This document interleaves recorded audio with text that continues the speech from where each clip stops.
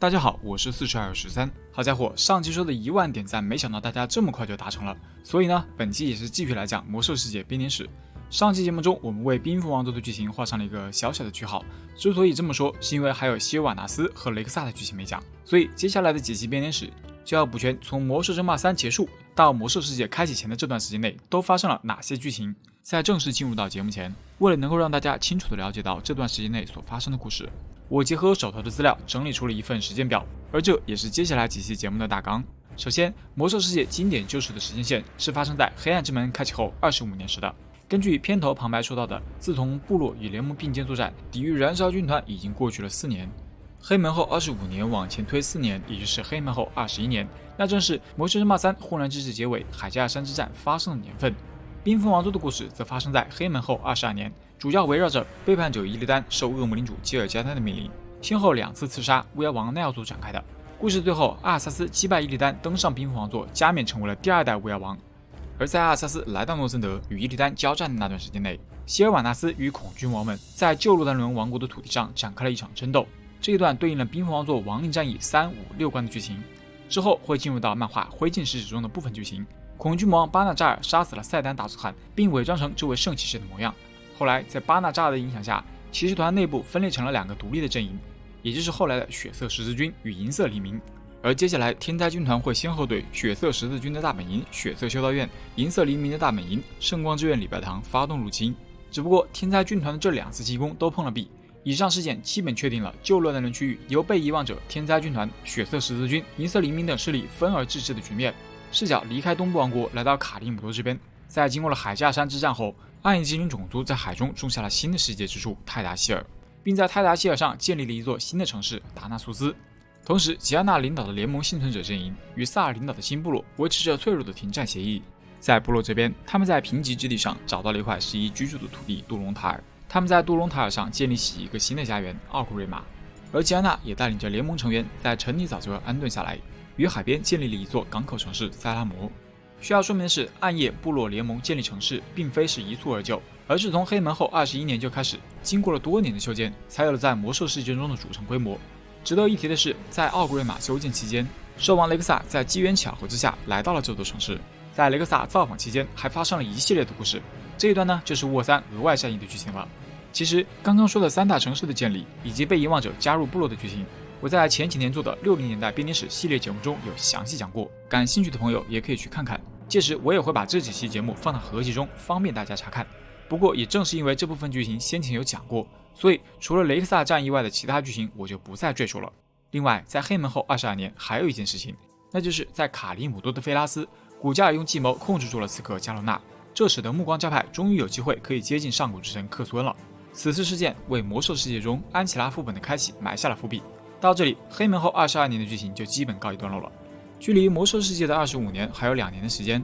这2年的故事相较于22年的零散事件来说，会显得更集中一些。漫画《太阳之井3部曲》讲述的是在黑门后23年，那有关在太阳之井关闭后所引发的一系列事件。小说《仇恨之轮》的故事则发生在黑门后24年，主要讲述在卡利姆多大陆上联盟与部落关系变得再次紧张的原因。等到黑门后25年，就会有大量的角男来到艾泽拉斯世界，这些勇士将一点点了解这个世界，一次次响应各自阵营的召唤，完成一项项艰难的任务。好了，到这里基本上就把时间线大纲给理清了，而我们接下来的几期节目也会按照这个顺序来讲述。那我们本期第一个要说的故事就是在阿尔萨斯远赴诺森德时，东部王国上希尔瓦纳斯与恐惧魔王的争斗。黑暗之门开启后22年。话说，阿尔萨斯离开洛丹伦远赴诺森德救主的行为，并没有让这片区域回归和平，反而是让这里的局势变得更加动荡与复杂了。当前在旧洛丹伦区域上有3支截然不同的亡灵势力，其一为科尔苏加德所领导的仍然忠于巫妖王的亡灵，其2为希尔瓦纳斯领导的具有自由意志的反叛亡灵势力，其3为3位恐惧魔王率领的亡灵势力。注意，科尔苏加德的亡灵势力与另外2个亡灵势力互为敌对状态。希尔瓦纳斯与恐惧魔王的亡灵阵营则暂时维持着和平关系。在这片土地上，除了亡灵势力以外，还有2支人类势力，一是大元帅奥斯马加里索斯所领导的联盟残部，二是以亚历山德罗斯·莫格兰尼为首的白鹰之手骑士团余部。这2支人类势力都有夺回旧日领土的打算。眼下，加里索斯正带领着联盟余部由银松森林出发，向着提瑞斯法林地进军。当恐惧魔王们察觉到了加里索斯部队的动向后，他们想出了一个可以完全控制旧洛丹人区域的方法，那就是让希尔瓦纳斯加入己方阵营，同时再蛊惑人类军队控制他们为自己征战，最后再集合所有力量向克鲁苏杰德阵营发起攻击。如此一来，势必能吞噬整个旧洛丹人区域，这便是恐惧魔王们打的如意算盘。而为了能够达成这一目的，恐惧魔王瓦里马萨斯动身前往了希瓦的营地，准备对其进行游说工作。此时，在希瓦的营地中，阿尔萨斯的离去与重拾自由意志，并没有让这位女妖之王感到丝毫的欣喜。尽管寻回了自由意志，但他们仍然是亡灵之躯，依旧是可憎的怪物。在这样的情形下，希尔瓦纳斯说出了那段经典台词：“诅咒之下，欢乐何在？不是饱受这样的奴隶，还能是什么？”这段同样是希瓦在魔兽世界中的台词，足以道出那些拥有自由意志的亡灵内心中的痛苦。正在这时，瓦里马萨斯传送到了希瓦面前，恶魔先是恭维了一番希尔瓦纳斯在颠覆阿尔萨斯时的表现，然后恶魔又信心满满的邀请对方加入自己的阵营。可希瓦却说他只想亲眼见证阿尔萨斯的死亡，没兴趣加入到恐惧魔王这一方。这番回答显然是有些激怒瓦里马萨斯了。恶魔奉劝希瓦谨言慎行，如果不加入他们，就只有被毁灭的命运。然而希瓦不久前才刚刚摆脱了巫妖王的控制，为了这来之不易的自由，他又岂会再臣服于恶魔？于是他拒绝了恶魔的要求，并以直接宣战的方式回应了恐惧魔王。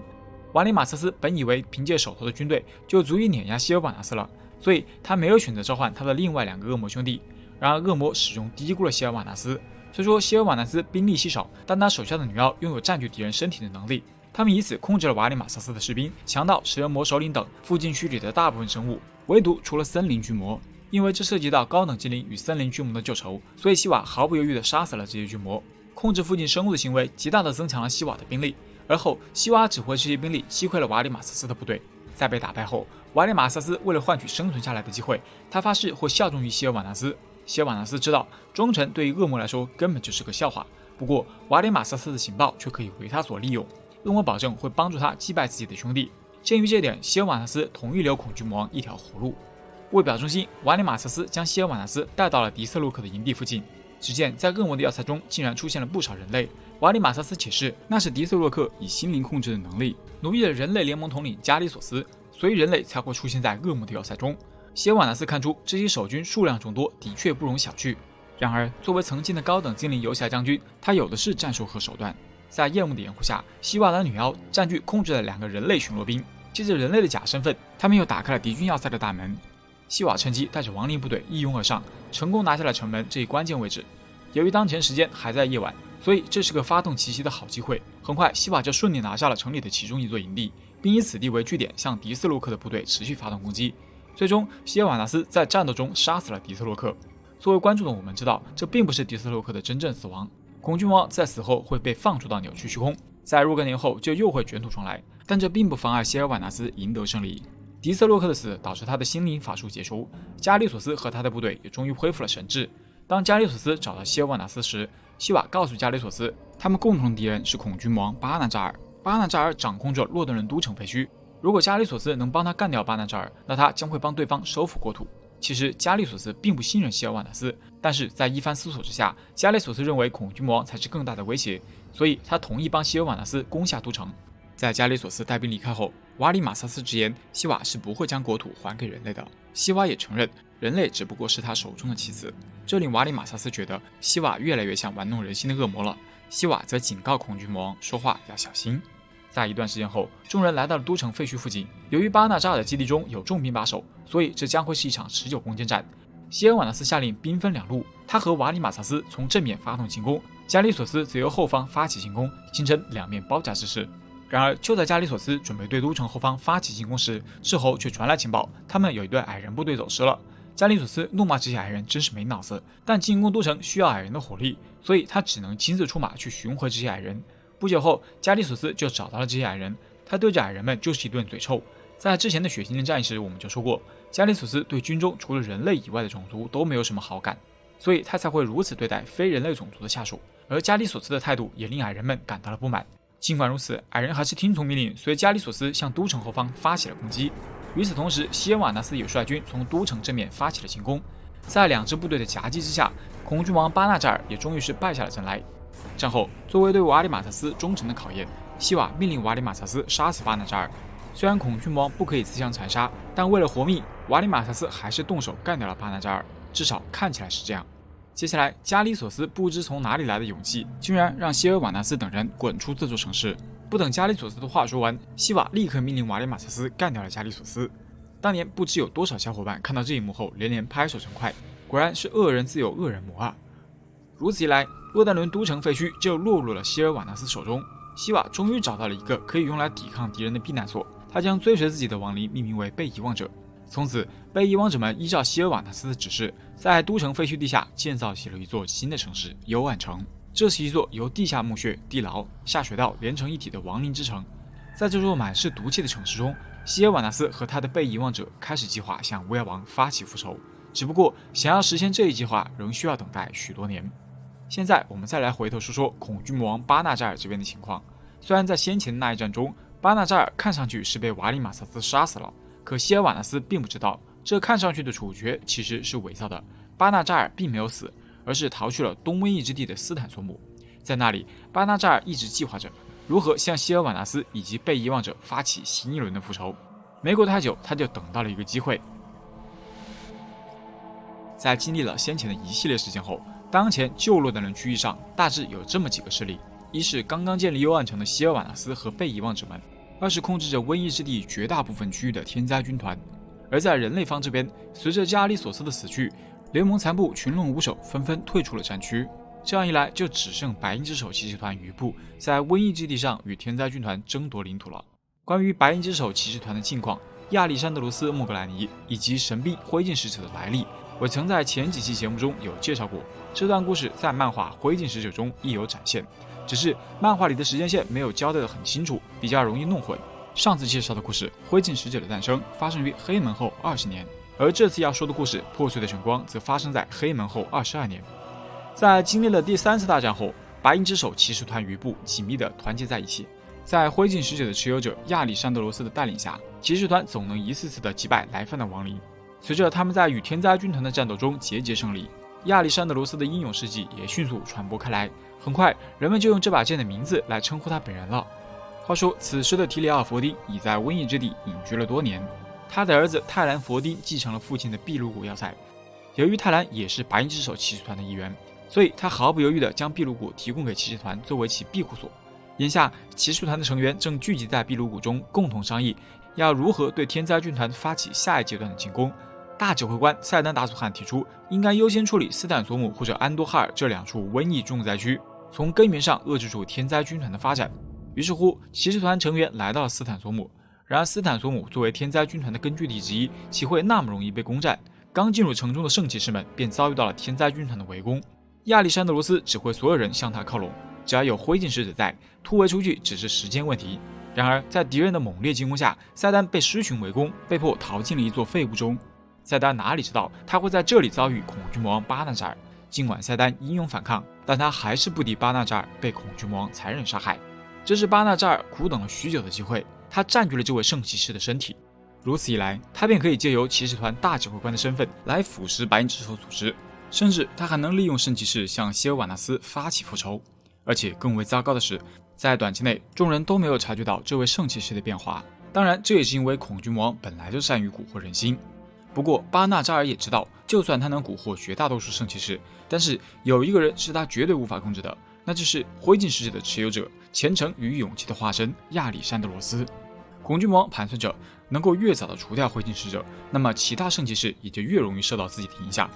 于是乎，巴纳扎尔将目光锁定到了亚历山德罗斯的2个儿子雷诺与达里安身上。巴纳扎尔观察到，小儿子达里安有着与父亲同样的坚毅信念，而大儿子雷诺与父亲之间有嫌隙，且意志不坚定，是个容易被腐蚀的对象。所以接下来，假扮成赛丹的巴纳扎尔给雷诺饮下了带有恶魔之血的水，从而腐蚀了这位圣骑士。